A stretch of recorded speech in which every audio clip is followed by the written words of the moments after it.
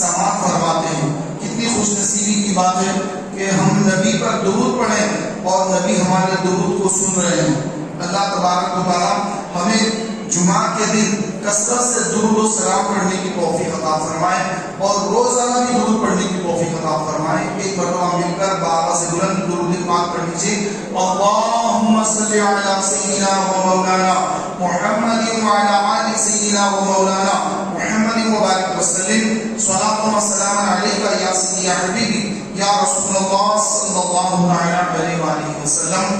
محترم بھائیو، اللہ تبارک و تعالیٰ نے جمعہ کے دن کتنی بڑی فضیلت بیان فرمائی کہ جمعے کے نام سے ایک سورت نازل فرما دی۔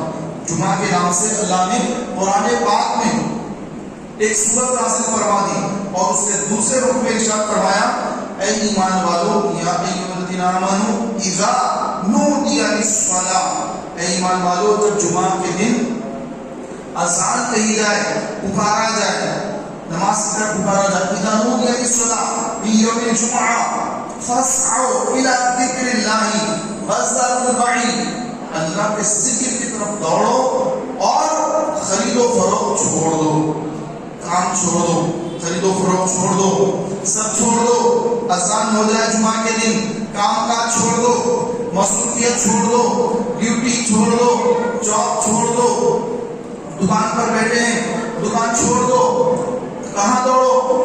نماز کی طرف، ذکر کی طرف۔ ذکر سے مراد اللہ کی طرف نماز پڑھنا۔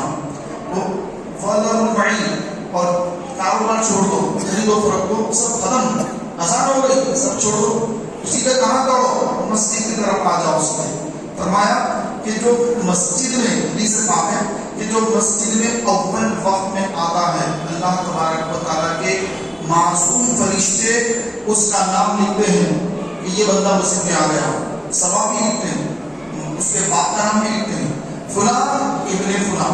ابھی کوئی مسجد میں آئے تو ہمیں معلوم ہے کہ ان کا کیا نام ہے، مسجد جمعہ کا نہیں لوگ آتے ہیں، کسی کو کسی کا نام نہیں معلوم ہوگا تو ان کے والد کا نام بھی معلوم نہیں ہوگا، لیکن اللہ تبارک و تعالیٰ کی شان کہ فرشتوں کو اللہ نے ایسی طاقت دی، ایسی قوت دی، ایسا علم عطا فرمایا کہ فرشتوں کو معلوم ہو جاتا ہے کہ کون آ رہا ہے، اس کا نام کیا ہے اور اس کے والد کا نام کیا ہے، یہ کس کی اولاد ہے، کس کا بیٹا ہے۔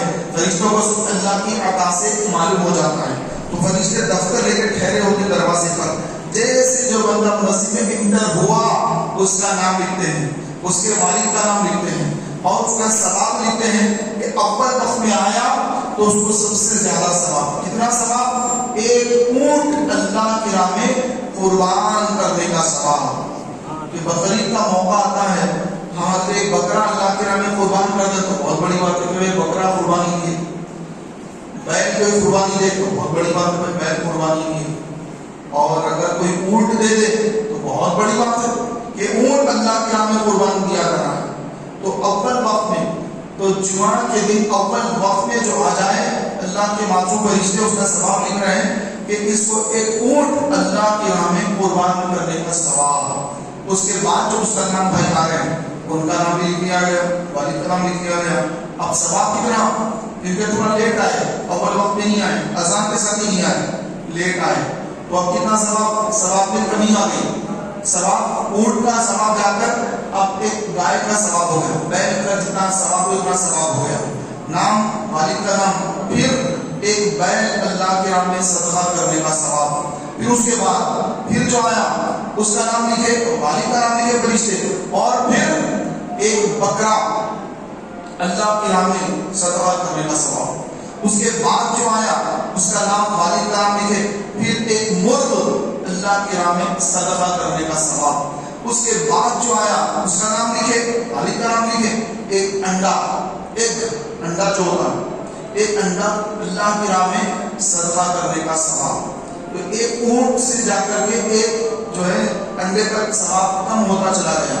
اب اس کے بعد بھی اور کوئی لیٹ آئے، یہاں تک کہ خطیب جب ممبر پہ چڑھ جاتا ہے، جب خطیب ممبر پر بیٹھ جاتا ہے تو فرشتے اپنا دفتر رجسٹر بند کر کے صفوں میں بیٹھ جاتے ہیں خطبہ سننے کے لیے۔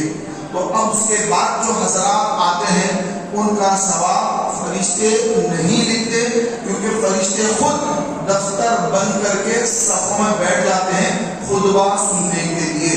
تو اب جو بعد میں آ رہے ہیں ان کو کوئی ثواب نہیں مل رہا ہے، نہ اونٹ کا، نہ گائے کا، نہ بکرے کا، نہ مرغ کا، نہ انڈے کا، کوئی ثواب نہیں مل رہا ہے۔ ہاں ثواب تو نہیں مل رہا ہے لیکن جمعہ کی نماز ہو جاتی ہے، نماز جمعہ پڑھ لیں گے، نماز جمعہ ہو جائے گی، جمعے کی نماز ہو جاتی ہے۔ لیکن جمعہ کے دن اللہ نے اول وقت میں آنے والوں کے لیے جو ثواب رکھا تھا، یہ بیچارہ بھائی اس ثواب سے محروم ہو گیا۔ کیوں؟ سستی، کاہلی، یا پھر دنیاوی مصروفیت، دنیاوی مشغولیت، یا کسی بھی وجہ سے وہ کاروبار وغیرہ میں مصروف رہ کر کے لیٹ ہو گیا اور ثواب سے محروم ہو گیا۔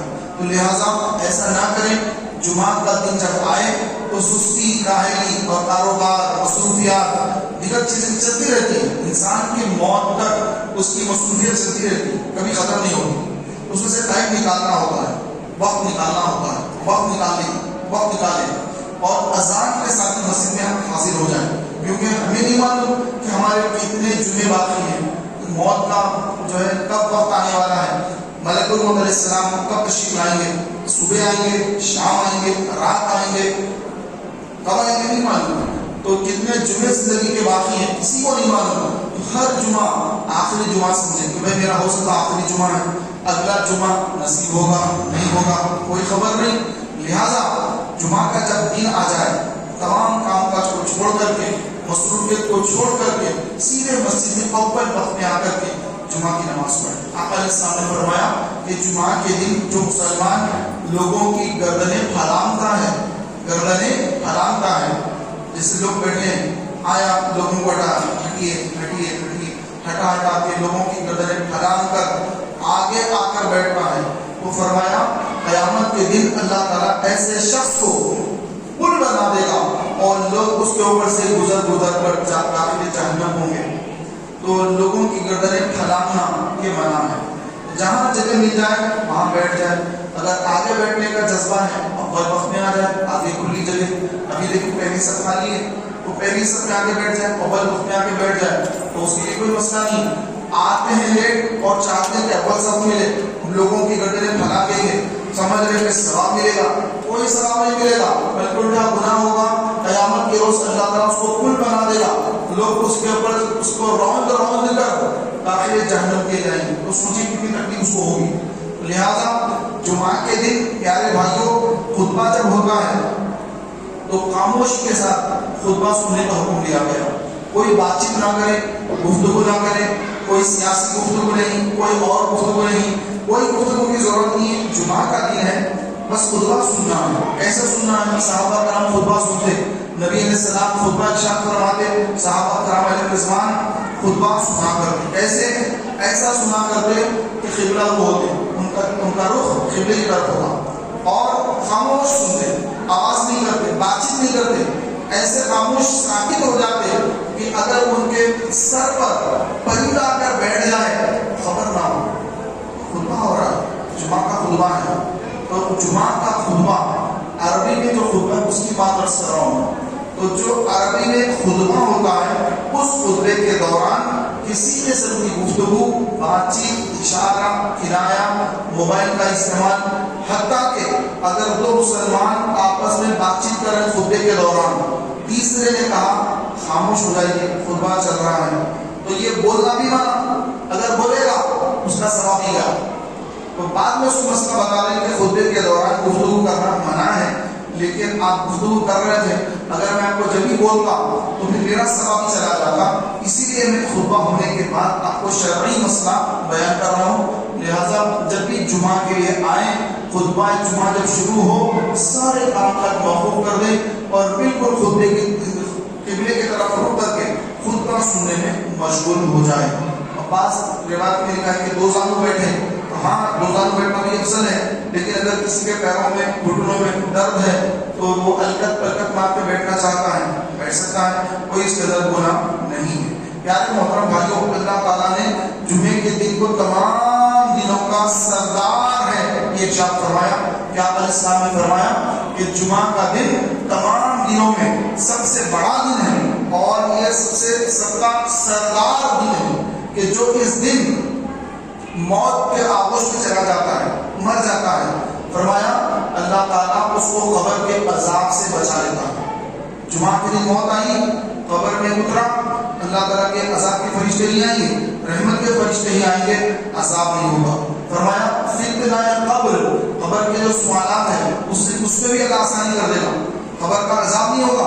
پلس جب نکیرن کے سوالات ہوتے ہیں، یہ نکیرن کے سوالات بڑی چیز ہے، یہ نکیرن کے سوالات، اور پھر اس کے بعد چاروں طرف سے قبر کے اندر عذاب کا آنا، دیواریں ہلنا، دیواریں ہلتی ہیں قبر کی، انسان گھبرا جاتا ہے، قبر میں اندھیرا ہوتا ہے، انسان بڑی پریشانی میں پھنس جاتا ہے کہ یہ کیا ہو گیا، میں کہاں آ گیا، میرے ماں باپ، میرے بھائی بہن، میرے بیوی بچے، میرے دوست، میرے احباب کہاں ہیں؟ کوئی نہیں، آج میں تنہا ہوں، میری چیخوں پکار سننے والا کوئی نہیں، میری مدد کو آنے والا کوئی نہیں۔ تو پیارے بھائیوں، قبر کا جو معاملہ ہے یہ بہت ہی خطرناک ترین معاملہ ہے، بہت سخت ترین معاملہ ہے۔ تو جو بندہ جمعہ کے دن مرتا ہے، اللہ جس کو جمعہ کے دن موت دیتا ہے تو پھر اس کو قبر کے تمام عذابات سے بچا دیتا ہے، قبر کے ہر عذاب سے بچے گا۔ نہ نکیریں سختی سے سوال کریں گے، نہ ڈراؤنی چہرہ لے کر آئیں گے، نہ قبر میں اس کو اندھیرا ہوگا، بلکہ قبر نارمل رہے گی، قبر میں کوئی اس کو دہشت، گھبراہٹ، قبر میں تاریکی، ایسا کچھ نہیں ہوگا۔ نکیریں آسان سوال کریں گے، ڈرا کر سوال نہیں کریں گے، نرم لہجے میں آرام کے ساتھ سوال کریں گے، سختی نہیں کریں گے۔ یہ کس کے لیے ہے؟ جمعہ کے دن مرنے والے کے لیے۔ تو جمعہ کے دن کی موت یہ خوش نصیبوں کو نصیب ہوتی ہے۔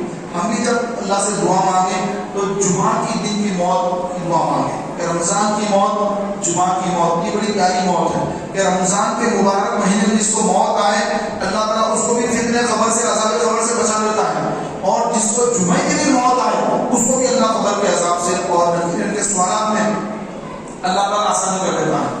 تو کبھی بھی موت کی دعا مانگے کہ اے اللہ ہمیں جب بھی موت آئے بس جمعہ کا دن ملے، رمضان کا مہینے میں جمعہ کا دن، رمضان میں بھی 4 جمعے آتے ہیں، تو رمضان کا مہینہ ہو اور جمعہ کا دن ہو اور ہمیں یہاں موت نہ آئے، ہمیں مدینے میں موت آ جائے، حضور کے روضے کے پاس موت آ جائے، مدینے میں موت آ جائے، سبحان اللہ، وہیں کا کفن اور وہیں کے پانی سے غسل نصیب ہو، اور سبحان اللہ وہیں جنت البقیع میں ہماری تدفین عمل میں آئے، اس سے اچھی کیا خوش نصیبی کی بات ہو سکتی ہے؟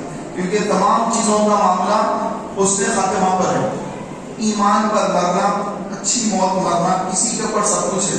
آدمی زندگی بھر نمازیں پڑھتا رہا، روزے رکھتا رہا، حج کیا اور عمرے کیا، بڑی نیکیاں کی، بہت کچھ کیا، لیکن موت کے وقت اگر اس کو کلمہ نصیب نہیں ہوا، موت کے وقت نعوذ باللہ زبان سے کفریات نکلے، نعوذ باللہ دوستوں کے ساتھ چلا گیا، شراب پینے لگ گیا، دوست احباب پینے والے، کھانے پینے والے، تو نعوذ باللہ جا کے ڈرنک کر لیا، ڈرنک کی حالت میں تھا، نشے کی حالت میں تھا، موت آ گئی، حالت نشہ میں موت آ گئی، اب کیا ہوگا؟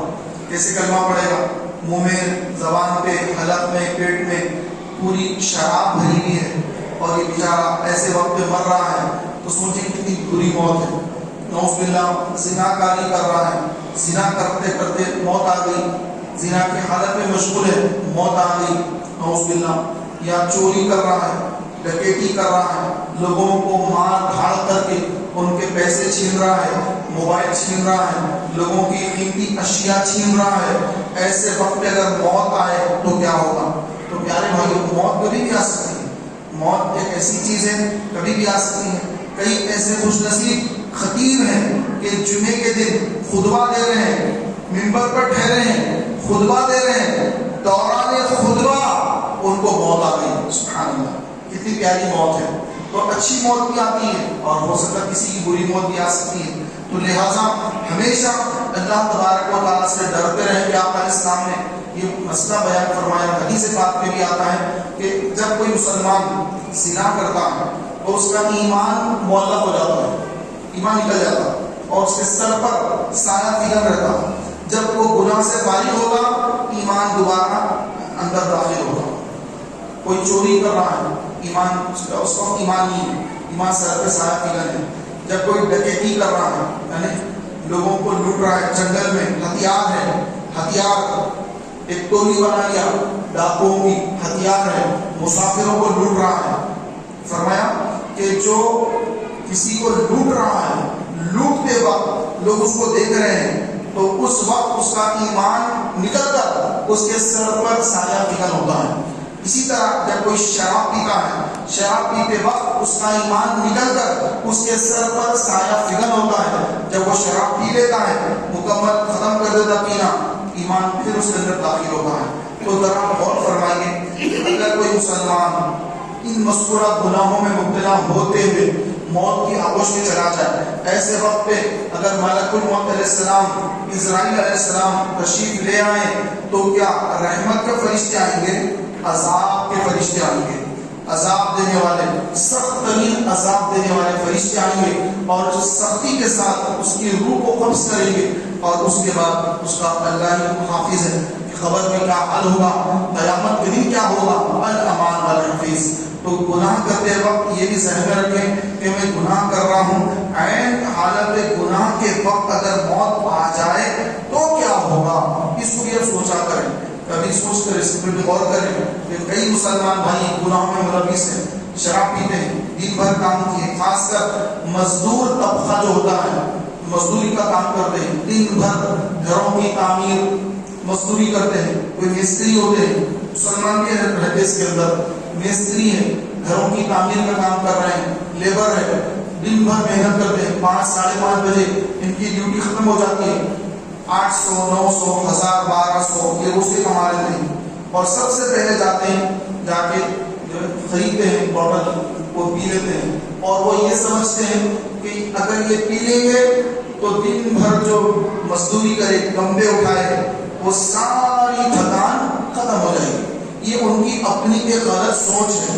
آقا علیہ الصلوۃ والسلام نے ارشاد فرمایا کہ جب تم دن بھر کام کر کے تھک کر جب رات میں بستر پر سونے آؤ تو بستر پر آ کر کہو 33 مرتبہ سبحان اللہ، 33 مرتبہ الحمدللہ، 34 مرتبہ اللہ اکبر.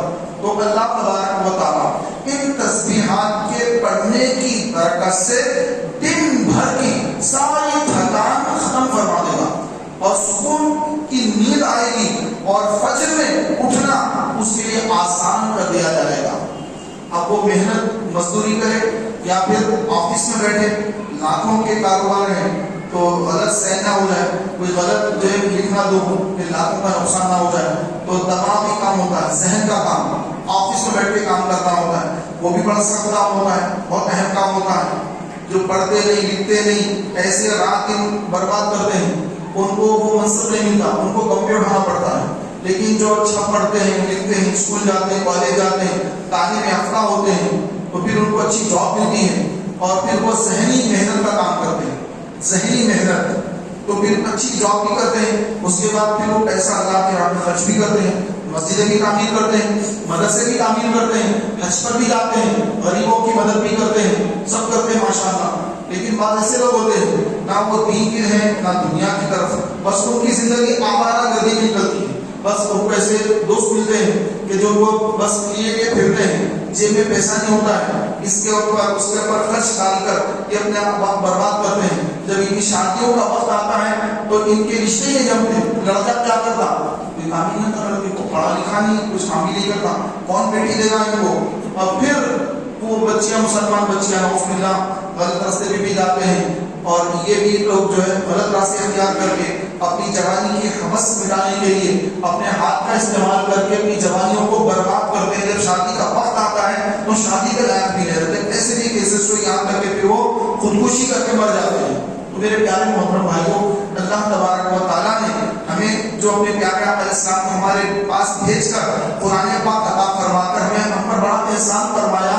یہ قرآن اللہ نے دیا اور قیامت تک کے لیے آنے والے ہر مسلمان کے لیے قرآن مشعل راہ ہے. آقا علیہ السلام کی سنت مشعل راہ ہے. صحابہ نے کر کے دکھایا. ایسا نہیں ہے کہ بھائی ہم تو نہیں کر سکتے. بج وقت نماز پڑھنا کیسا، قرآن پڑھنا کیسا، سنت پہ عمل کرنا کیسا، یہ ہم سمجھ رہے ہیں. لیکن اللہ نے اپنے محبوب کے صحابہ کو تیار کیا اور صحابہ نے ہر کام پر عمل کیا. اور قرآن فرما رہا ہے لا یکلف اللہ نفسا الا وسعها. ہم کسی انسان پر اس کی جان سے زیادہ، اس کی طاقت سے زیادہ بوجھ نہیں ڈال تو اللہ قرآن میں فرما رہا ہے کہ جتنا تم کو شریعت نے حکم دیا ہے وہ تم سب کچھ کر سکتے ہو، سب کر سکتے ہو. ہم نے طاقت دی ہے، ہم نے تم پر اتنا بوجھ نہیں ڈالا، اتنا زیادہ بوجھ نہیں ڈالا کہ تم نہیں کر سکتے. تم ضرور کر سکتے ہو. اگر تم نہیں کر رہے ہو یہ تمہاری سستی ہے، یہ تمہاری کاہلی ہے، یہ تمہارا شیطانی وسوسہ ہے، یہ تمہارا اپنا برا عمل ہے کہ تم نہیں کر رہے ہیں. لیکن ہم نے طاقت تم کو دی ہے، ہم نے تم کو صلاحیت دی ہے، تم نہیں کر رہے ہیں. جب تم آئیں گے ہمارے پاس ہم تم کو وہی دیں گے جو تم نے کیا. تو میرے پیارے بھائیوں، ہم آج رسول پاک علیہ السلام کی سنت پر عمل پیرا ہونے کی کوشش کریں کہ نبی کریم علیہ السلام کا طریقہ اپنائیں، حرام سے بچنے کا ذہن بنائیں، شراب سے بچنے کا ذہن بنائیں. زناکاری ایک ہوتی، ایک ہوتی آنکھوں کی زناکاری.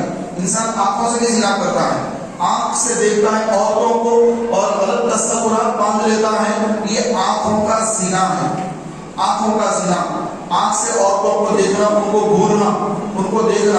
آقا علیہ السلام نے فرمایا کہ اگر تمہاری نظر کسی عورت پر پڑ جائے تو فوراً اپنی نظر ہٹا لو. پہلی نظر اللہ معاف فرما دیتا ہے، لیکن اس کے بعد اگر تم نے دوبارہ دیکھا تو یہ آنکھوں کا زنا، اور جو آنکھوں کا زنا کرتا ہے قیامت کے روز اس کی آنکھوں میں جہنم کی آگ بھر دی جائے گی. الامان والحفیظ، اللہ ہم سب کی حفاظت فرمائے. تو آنکھوں کے زنا سے بچنا، ذہن کے اندر غلط تصورات لانا، یہ ذہن کا زنا. پھر ہاتھ کا زنا، پیر کا زنا کہ آدمی پیر سے چل کے زنا گڈھے پر جاتا ہے، ہاتھوں سے نئے نئے کام کرتا ہے. تو یہ تمام اعضاء قیامت کے روز بندے کے خلاف گواہی دیں گے کہ ہاتھ کہیں گے کہ ہاں ہاں ہم نے یہ کیا، آنکھ کہیں گی ہاں ہم نے یہ دیکھا، کان کہیں گے ہاں ہم نے گانے سنے، یہ سنا. انسان پریشان ہوگا کہ یہ کیا ہو گیا کہ میرے اعضاء بدن میرے خلاف گواہی دے رہے ہیں، میری آنکھیں ان کو بولنا کیسے آ گیا. اليوم نختم على افواههم وتكلمنا ايديهم، اور اس دن تمہارے منہ پر ہم مہر لگا دیں گے، تمہارے منہ پر مہر لگا دیں گے. قیامت کے دن اللہ تعالیٰ بندے کے منہ پر مہر لگا دے گا. بات کون کریں گے؟ اعضاء بدن. ہاتھ کو بات کرنے کی صلاحیت دیا اللہ تعالیٰ قیامت میں دے گا. ہاتھ بات کریں گے، آنکھ بات کرے گی، کان بات کریں گے، پیر بات کریں گے. انسان گھبرے گا کہ یہ کیا ہوا، میرے اعضاء میرے خلاف گواہی دے رہے ہیں، ان کی وجہ سے مجھے جہنم میں جانا پڑے گا.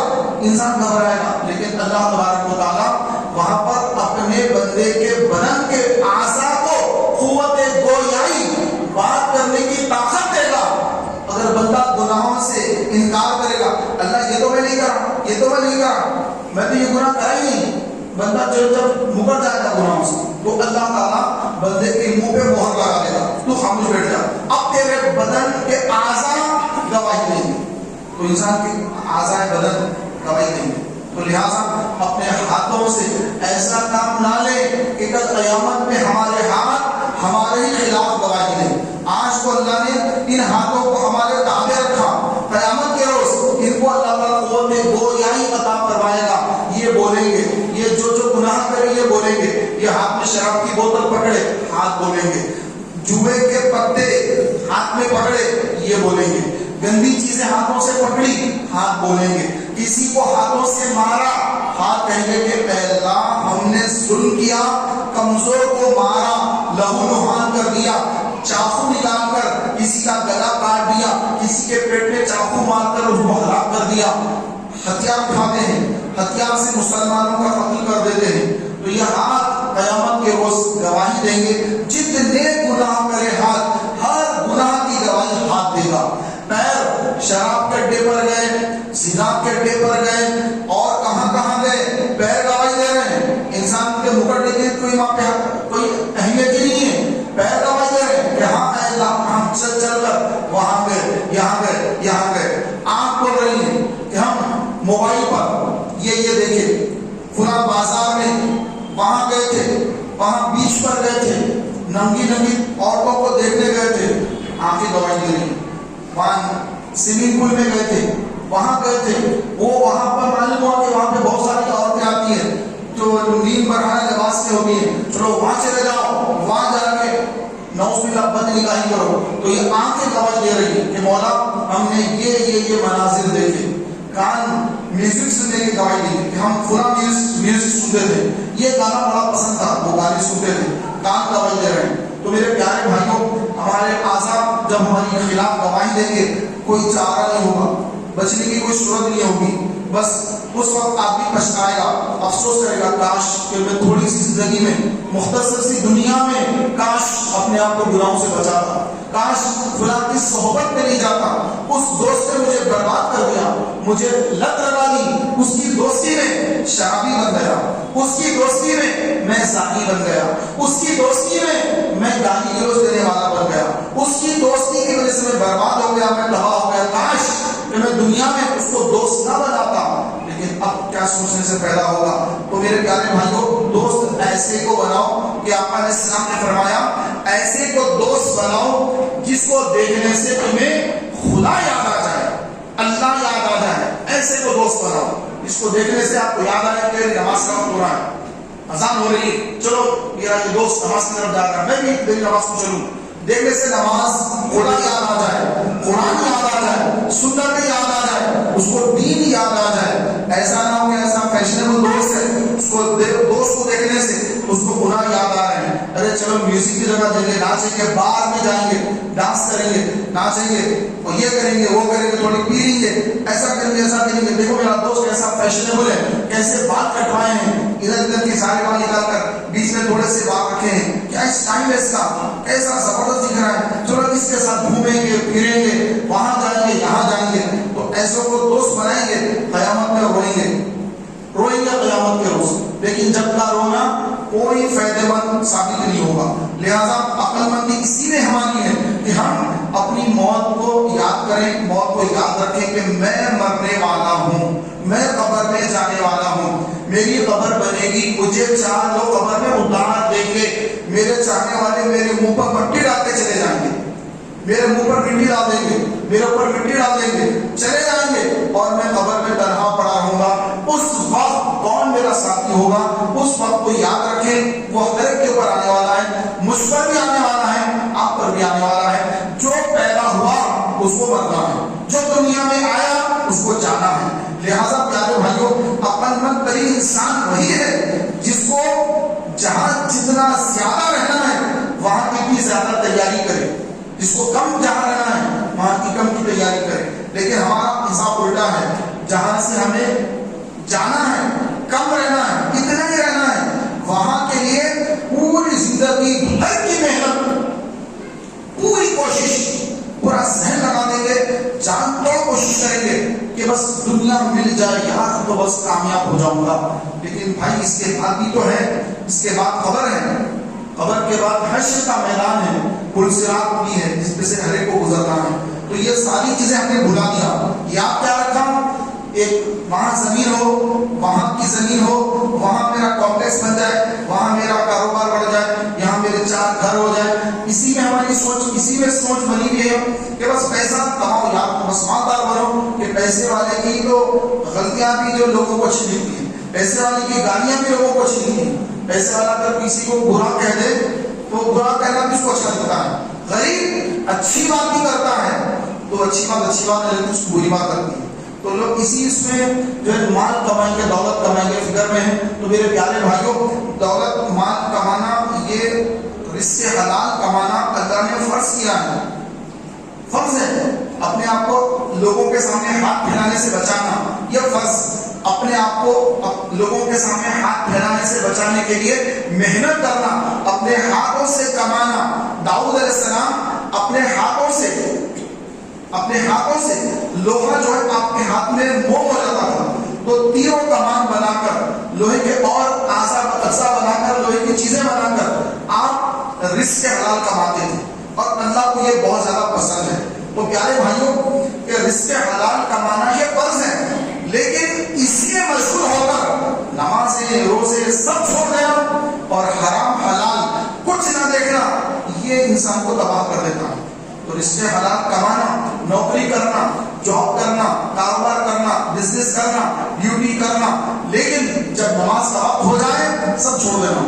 رمضان کا مہینہ آ جائے کام کم کر دینا کہ بھائی میں روزے رکھنے والا ہوں، مجھے تراویح پڑھنا ہے، میں اتنا کام دن میں کروں گا تو رات میں تراویح کیسے پڑھوں گا، تراویح میں ٹھہروں تو میرے گھٹنے درد ہو جائیں گے یار، اتنا کام میں نہیں کروں گا، کام کم کر دوں گا. تو کام کم کرنے کا حکم دیا گیا کہ جب رمضان کا مہینہ آئے تو کام کم کر دے تاکہ رات میں قرآن کی تلاوت کا ان کو موقع مل سکے، تراویح میں ٹھہرنے کا موقع مل سکے، یہ حکم دیا گیا. لیکن رمضان آتا ہے تو لوگ رمضان میں کاروبار کے لیے سوچتے ہیں کہ بھائی رمضان میں تو بہت کمانا ہے، بہت زیادہ مال کمانا ہے. کپڑے بیچنے والے، کپڑے سینے والے، ٹیلر حضرات، اور پھل فروٹ بیچنے والے، دودھ بیچنے والے، ترکاری گوشت بیچنے والے، اور اس طرح کے جو معاملات ہیں، جو پکوان کرنے والے باورچی حضرات جو ہوتے ہیں. تو کئی باورچیوں کو میں نے ایسے بھی دیکھے کہ رمضان میں سحری افطار کا انتظام وہ پکوان کر رہے ہیں، تو وہ خود روزہ نہیں رکھ رہے ہیں، وہ روزہ نہیں رکھ رہے ہیں، لیکن روزے داروں کے لیے سحری بنا رہے ہیں، روزے داروں کے لیے افطار کا کھانا تیار کر رہے ہیں، لیکن وہ خود سحری افطار نہیں کر رہے ہیں، روزہ نہیں رکھ رہے ہیں. پوچھا گیا کہ بھائی آپ روزہ کیوں نہیں رکھ رہے ہیں؟ تو مول صاحب پکوان کرنا بہت سخت کام ہے، اس پکوان ایسا ماں کی آگ کی جو بھاپ ہے رکھ نہیں سکتے ہم، اسی لیے ہم گٹکے وغیرہ کھاتے ہیں، یوں کر کے ڈال لیتے ہیں اور وہ کام کا چلتا رہتا ہے، پکوان کر رہے ہیں. اندازہ لگائیے آپ کہ رمضان اس لیے آیا کہ ہم صرف لوگوں کو سحری افطار کرا کے خود روزے چھوڑ دیں. خود کے روزے اس کا کیا حساب ہوگا قیامت میں؟ معاف ہو جائیں گے؟ ہاں بھائی اتنے لوگوں کا یہ کھانا بنائے تھے لہٰذا ان کے روزے معاف، ایسا تو نہیں ہے. روزے کسی کو معافی نہیں ہے، روزوں کو رکھنا ضروری ہے. روزے اس قدر اہم ترین فرض ہے کہ نماز کئی صورتوں میں نماز معاف ہو جاتی ہے. خواتین جو ہوتے ہیں جب ان کا خاص وقت آتا ہے، پیریڈس آتے ہیں، تو اس وقت پر نمازیں معاف ہوتی ہے، روزے معاف نہیں ہوتے. تو نماز سے اہم روزہ ہے کہ روزہ معافی نہیں ہوتا ہے، اور صورت میں روزہ رکھنا فرض ہے. تو کئی ایسے بھائی ہیں کہ رمضان کے روزے تک نہیں رکھتے اور ان کی زندگیاں ایسی ہی گزر رہی ہیں اور وہ اپنی آخرت سے بالکل بے خبر ہو کر کے زندگی گزار رہے ہیں. لیکن جب ملک الموت علیہ السلام تشریف لائیں گے، موت کا وقت آئے گا، تو جب احساس ہوگا کاش میں کچھ تیاری کرتا کہ اب تو مجھے جانا ہے، میرا موبائل چھوٹ جائے گا، بینک اکاؤنٹ ختم ہو جائے گا، میرے کپڑے سب بھرے ٹھہرے رہ جائیں گے، آگے مجھے لے کے جانے والے یہ سامنے ٹھہرے ہیں، کسی کو نظر نہیں آ رہے ہیں، مجھے نظر آ رہا ہے فرشتہ، کسی کو نظر نہیں آ رہا ہے، اب بس میرا سفر شروع ہو گیا، میرا آخرت کا سفر شروع ہو گیا. تو افسوس کرے گا بندہ، پچھتائے گا. میرے پیارے بھائیوں، اپنی قبر و آخرت کی تیاری کرنا ہر مسلمان کے لیے ضروری ہے. اللہ تبارک و تعالیٰ سے دعا ہے کہ مولا تبارک و تعالیٰ عز و جل ہم سب کو کہنے اور سننے سے زیادہ اخلاص کے ساتھ عمل کرنے کی توفیق عطا فرمائے. آمین بجاہ نبی نبی صلی اللہ علیہ وسلم. ایک اعلان سماعت فرمائیے کہ 7 فروری کو انشاءاللہ تبارک و تعالیٰ یہاں اسی مسجد میں سنی مرکز پر مسجد حاضہ میں انشاءاللہ تبارک و تعالیٰ جلسے جشن معراج النبی صلی اللہ علیہ وسلم منایا جائے گا. بڑے اہتمام کے ساتھ اس کا یہاں پر الحمدللہ انتظام ہوتا ہے. تو آپ سب بھائیوں سے گزارش ہے کہ آپ ضرور بضرور معراج النبی کے مبارک موقع پر آپ یہاں اس مسجد میں تشریف لائیے. رات بھر انشاءاللہ محفل ہوگی، علماء کرام کے خطابات ہوں گے اور سحری کا بھی انتظام ہوگا اور صلاۃ التسبیح اس کی جماعت بھی قائم ہوگی. تو دوسرے دن روزہ رکھنا ہوتا ہے تو سحری کا الحمدللہ یہاں پہ انتظام ہو جاتا ہے. تو اب سب بھائیوں سے گزارش کی جاتی ہے کہ شب معراج کے مبارک موقع پر آپ ضرور بضرور یہاں پر تشریف لائیے. انشاءاللہ عشاء کی جماعت 9:30 بجے ہوگی. عشاء کی جماعت انشاءاللہ تبارک و تعالیٰ 9:30 بجے جماعت قائم ہوگی. 7 فروری بروز چہارشنبہ انشاءاللہ عشاء کی نماز 9:30 بجے ہوگی. اللہ تعالیٰ سے دعا ہے اللہ تبارک و تعالیٰ ہم سب کو کہنے سننے سے زیادہ عمل کی توفیق عطا فرمائے. آمین بجاہ نبی صلی اللہ علیہ وسلم. سنت ادا فرمائے.